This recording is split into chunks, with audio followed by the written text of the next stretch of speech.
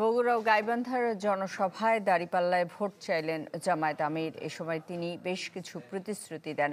এর আগে রংপুরের পীরগাছায় আবু সাইদের কবর জিয়ারত শেষে ডক্টর শফিকুর রহমান জানান, ন্যায় বিচার প্রতিষ্ঠায় জামায়াত প্রতিজ্ঞাবদ্ধ। জুলাই আন্দোলনের প্রথম শহীদ আবু সাইদের কবর জিয়ারতের মধ্য দিয়ে তৃতীয় দিনের নির্বাচনী প্রচারণা শুরু করেন জামাত আমির। রেইনবো অলরাউন্ডার এক্সটেরিয়র পেইন্ট বাড়ির বাহিরের দেয়ালের সুরক্ষা নিয়ে থাকুন নিশ্চিন্ত। সাথে পাচ্ছেন 10 বছরের ওয়ারেন্টি।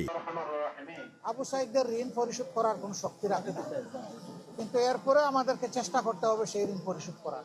স্থানীয়দের সাথে মতবিনিময়ে তরুণ ও যুবকদের প্রত্যাশার বাংলাদেশ উপহার দেওয়ার অঙ্গীকার করেন ডক্টর শফিকুর রহমান। আহ্বান জানান ভোটের সব প্রতিবন্ধকতা দূর করে সামনে এগিয়ে যাওয়ার। কেউ যেন তোমাদের ভোট নিয়ে কোনো ধরনের হেলাফেলা করতে না পারে, এই জন্য তোমাদেরকে ওই জুলাই যোদ্ধা হয়ে আরেকবার লড়তে হবে। আল্লাহ আমাদেরকে তাওফিক দিলে তোমাদেরই প্রত্যাশার বাংলাদেশ আমরা করব। এরপর সড়ক পথে পৌঁছান গাইবান্ধার MM পাইলট উচ্চ বিদ্যালয় মাঠের নির্বাচনী জনসভায়। গাইবান্ধার পলাশবাড়িতে নির্বাচনী প্রচারণায় অংশ নিয়ে এই অঞ্চল ঘিরে জামাত ইসলামের পরিকল্পনার কথা জানান দলটির আমির। আসছে নির্বাচনে দাঁড়িপাল্লার পক্ষে চাইলেন ভোট, বন্ধ চিনিকল চালু, উন্নত স্বাস্থ্য চিকিৎসা সেবা সহ দিলেন বেশ কিছু প্রতিশ্রুতি। উন্নত শিক্ষা, মানসম্মত স্বাস্থ্য সেবা এবং সকলের হাতে হাতে কাজ, তাহলে আলহামদুলিল্লাহ নগর আর সাগরের ব্যবধান দূর হয়ে যাবে।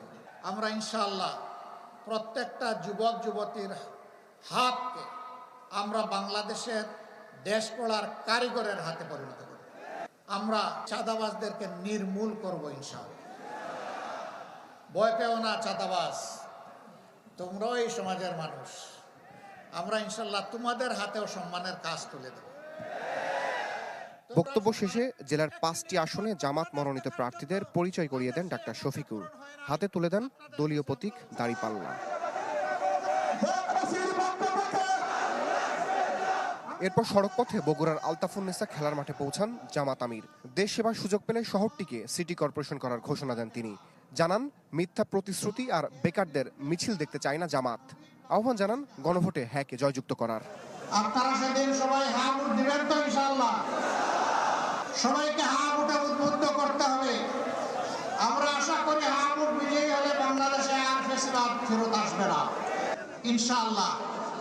আল্লাহ তাআলা যদি আমাদেরকে দায়িত্ব দেন দেশ পরিচালনার, আমরা এই বগুড়াকে সিটি কর্পোরেশনে উন্নীত করব। বহু জায়গায় সরকারি বিশ্ববিদ্যালয় হয়েছে, আজও বগুড়া একটা বিশ্ববিদ্যালয় গড়ে উঠল না। আল্লাহ যদি আমাদেরকে সেই সুযোগ দেন, এইটাও আমরা বাস্তবায়ন করব ইনশাআল্লাহ। নির্বাচনী প্রচারণায় এদিন বগুড়া শেরপুর, সিরাজগঞ্জের উল্লাপাড়া, সিরাজগঞ্জ জেলা ও পাবনায় যাবেন জামাত আমির।